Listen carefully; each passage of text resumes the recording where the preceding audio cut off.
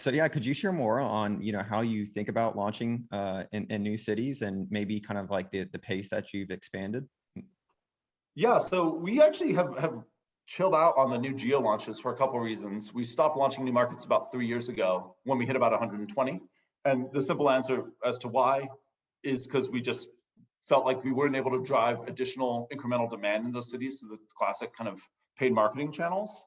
Google at a certain point doesn't let you spend on keywords that have low search volume.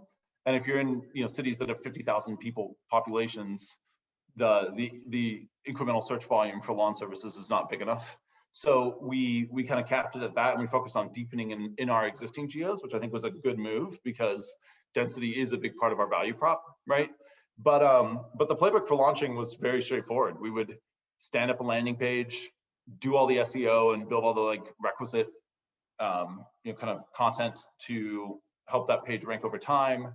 Stand up all the localized stuff like Google My Business, all the ad campaigns on Facebook, Google Ads, and then reach out to a bunch of pros and get some quantity of kind of initial pros on the platform. We really only needed 2 to 3 who were widely available and were willing to drive a bit to get from job to job.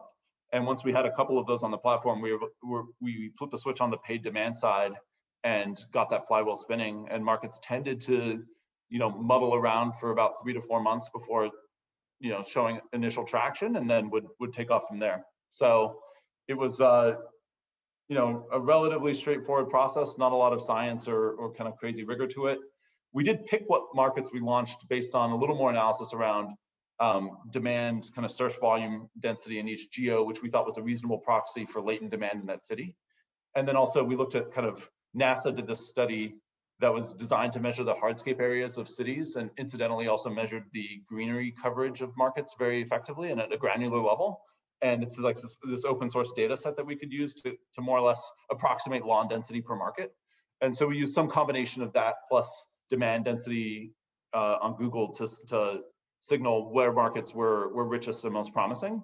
And unsurprisingly, given that we're an outdoor service, there are downsides to the lawn industry, specifically around, this sort of a solution. Weather is a huge pain in the butt, right? Like you have knock-on effects when you get a snowstorm. January was like Snowmageddon, and 71% of the country was covered in snow. Turns out that's not amazing for lawns. So you have wild scheduling chaos and butterfly effects when you have to schedule one set of customers over a week. It knocks onto all the other jobs and messes with your recurring calendars. But you just solve for that, right?